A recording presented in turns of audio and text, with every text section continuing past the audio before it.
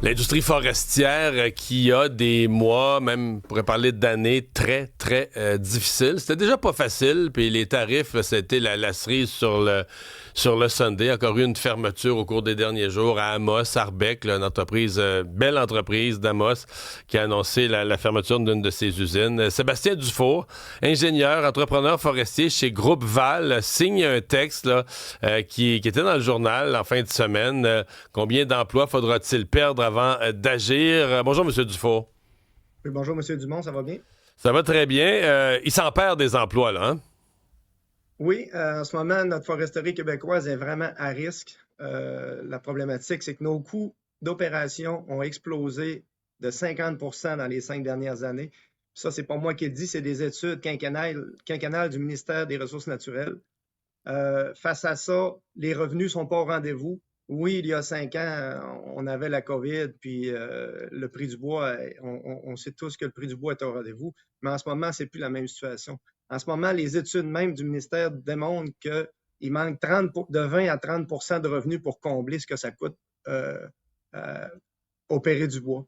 Okay. Pourquoi beaucoup? Excusez, vous dites beaucoup de choses, puis c'est très intéressant, mais faut les découper en petits morceaux. Commençons par le 50 d'augmentation des coûts d'opération d'une usine, d'une scierie. Qu'est-ce qui s'est passé? Au niveau des scieries, je vous dirais qu'ils ont quand même fait leur devoir, là, puis sont très optimales. Les entreprises qui restent, c'est des entreprises qui sont, je vous dirais, solides, puis qui ont fait les investissements, puis se sont automatisés, puis qui fonctionnent bien. La problématique, c'est le coût de l'approvisionnement de la fibre. Au Québec, on est les champions des coûts d'approvisionnement. Ça coûte en fait, c'est nous que la fibre la coûte le plus cher en Amérique du Nord. Pourquoi je me suis posé la même question? J'ai regardé moi-même dans mes chiffres parce que quand on voit ça au niveau du ministère des Ressources naturelles, cette enquête-là est faite auprès de chacune des industries. J'ai fait le même exercice de mon côté. La machinerie a augmenté, les entretiens, tout ce qui est fourniture, tout ce qui est carburant, puis on le voit encore plus dans les dernières semaines, mais le carburant, ça fait plusieurs années qu'il a augmenté. Les assurances, tout a augmenté de 50 Fait que face à ça, l'industrie, oui, quand tu peux refiler le coût aux consommateurs, ça va, mais présentement, le gros de nos consommateurs, c'est les Américains, puis les Américains ne sont pas au rendez-vous dû à la situation économique. Ouais. Les tarifs, principalement, on sait que des tarifs de 45 c'est intenable dans une industrie. Puis si on ne réussit pas à passer ce moment-là, on va dire passer la tempête Trump, là, on le voit, vous l'avez dit, il y a des usines qui ont fermé, il y en a fermé énormément dans les derniers mois, ils vont en fermer encore.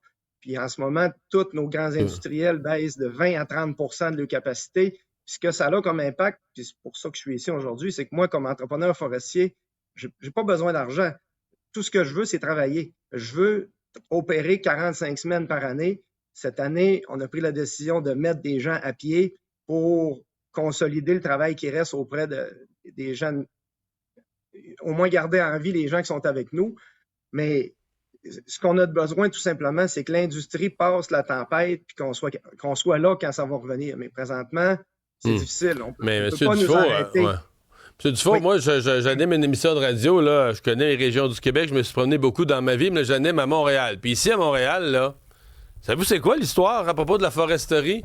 On leur donne tout, là, les compagnies forestières, là, ils massacrent le caribou, ils s'occupent pas des Autochtones, le bois est facile, on leur donne pour pas cher, ils coupent à blanc, ils scrapent tout, ils démolissent la forêt pour faire de l'argent sur le dos. C'est ça qui circule à Montréal, là.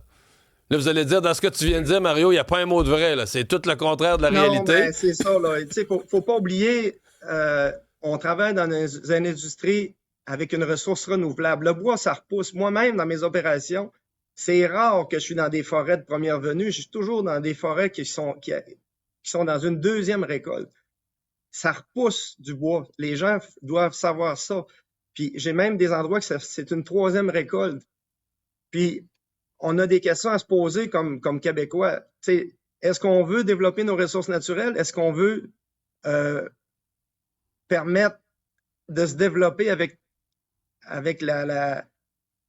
en opérant nos ressources naturelles? C'est là qu'il faut se poser la question. T'sais, l'industrie du bois, ça génère une activité économique plus importante au Canada que l'acier, l'automobile, puis l'aluminium réunis ensemble. Ça, c'est des statistiques de 2024. c'est pas rien. Puis là, on est en train d'abandonner cette industrie-là. Si on n'agit pas, ben, c'est des villages complets qui vont fermer. Puis c'est des villages qui eux-mêmes vivent la foresterie. En passant, oui, c'est important pour Montréal, mais avant tout, nous en région, c'est nous qui utilisons ça toutes les fins de semaine. C'est nous qui avons des chalets. On est les premiers à vouloir avoir une ressource qui oui, se renouvelle, mais qui est là pour perdurer. Ouais. Le gouvernement du Québec avait prévu changer le régime forestier pour vous donner une chance. C'est la ministre Maïté Blanchette-Vézina qui pilotait ça. Là, finalement, tout le monde n'était pas content. Les municipalités, les Autochtones, tout le monde était fâché. On a flushé ça, on a tassé la ministre. Puis là, tout le monde avait l'air content. Puis là, tout à coup, c'est comme si il y a des gens en région qui se réveillent puis qui disent, ben là, il n'y en aura jamais de changement du régime forestier. Je veux dire, ça va se faire, je sais pas quand, peut-être le prochain gouvernement, quel qu'il soit, va entreprendre ça sur une couple d'années, mais est-ce qu'on n'aurait pas été mieux d'améliorer ce qu'il y avait ou de travailler à partir de ce qui était sur la table à ce moment-là? Ben effectivement, moi, c'est mon approche. J'étais seul à dire ça à l'époque, moi. Ben, moi, je vous suis là-dedans, puis effectivement, que ce qu'on demande, en fait, on veut juste certains allégements, on veut une certaine efficacité, on veut être capable de réagir aux différentes situations. Mais présentement, on a les mains liées avec un paquet de lois et règlements. Vous savez qu'en ce moment, en foresterie, l'ingénieur forestier moyen ne gère absolument rien. On applique le livre. On n'a pas d'agilité opérationnelle. On n'a pas de pouvoir de décision. Tout ce qu'on fait, c'est respecter les lois et règlements et on se cache derrière des livres.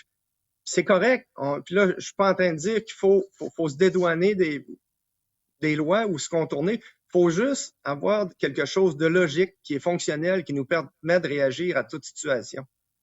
Le régime, il se doit d'être allégé absolument. Il faut qu'il soit fait avec tous les partenaires du milieu.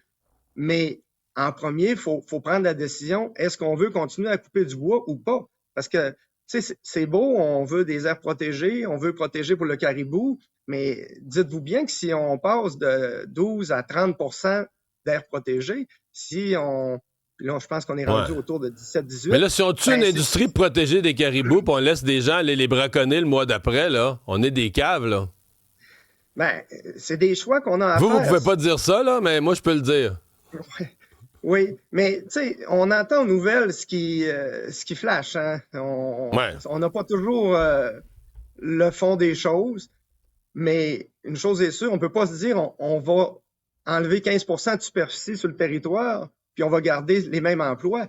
On a un choix à faire. Ça veut dire que c'est tout un apport économique qu'on doit laisser aller.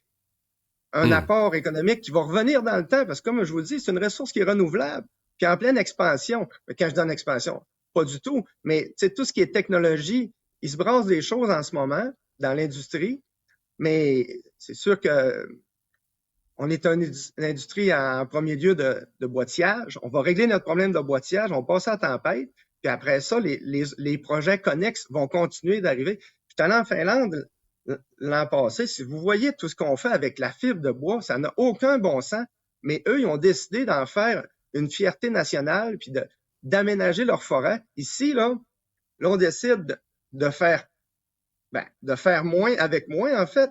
Si on veut améliorer les rendements de nos forêts, il faut les aménager.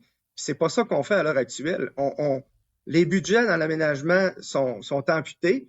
C'est correct, encore une fois, c'est un choix de société, de gouvernement. Mais quand on veut faire pousser un jardin, il faut l'entretenir. Puis c'est juste comme ça qu'on va réussir à avoir une meilleure protection autour, si on réussit à avoir plus de rendement ailleurs pour subvenir aux besoins de l'industrie et subvenir à ceux qui veulent la protéger. Sébastien Dufour, ingénieur, entrepreneur forestier, merci d'avoir été avec nous. Bonne chance. Merci, bonjour.